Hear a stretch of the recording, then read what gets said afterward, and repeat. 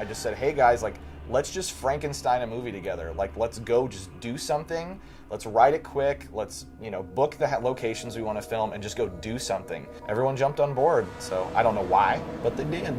The thing that I loved most about making this movie was the kind of community feel of it. Because we had 6 days to shoot an hour-and-a-half movie. When we first had this idea, we were wanting to keep it more, smaller and contained and just a real low-budget sort of project. By low budget, she means like 5 people. But then our DP, Nathan, he works at Panavision and was able to provide a lot of these cool things and cool tools to use.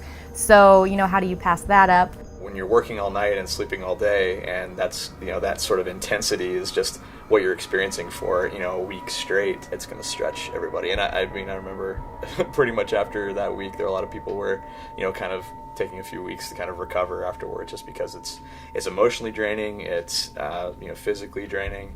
The time crunch was very interesting. It was a little bit of a challenge, especially with the amount that we were shooting, the scenes and the dialogue, and there's always thoughts that come up like, did I have enough time to prepare for this? And, is this right? There's always am I doing it right kind of thing, when there really is no right or wrong.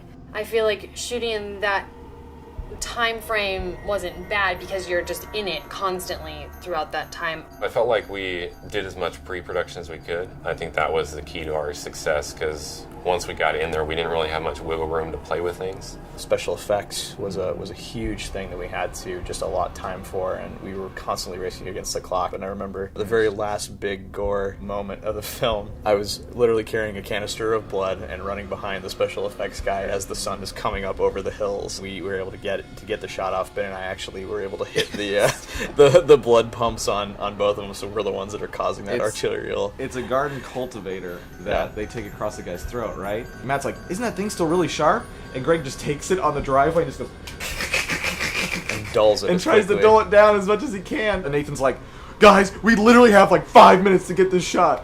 We just rolled it and we had one take, and it was just literally racing until the sun came up. And I think 2 minutes after we got the shot, the sun the sun is up. Hills. It was crazy. It was a crazy race against time. You're just sort of making a fun B-slasher movie, and I think we accomplished that. It couldn't have gone by quicker, the 6 days. It was amazing. It felt like I had made all these new friends, and we were working on something that we were all passionate about. It was so much fun. If we were going to do Still Making Me Do It, I'd be like, where do I sign?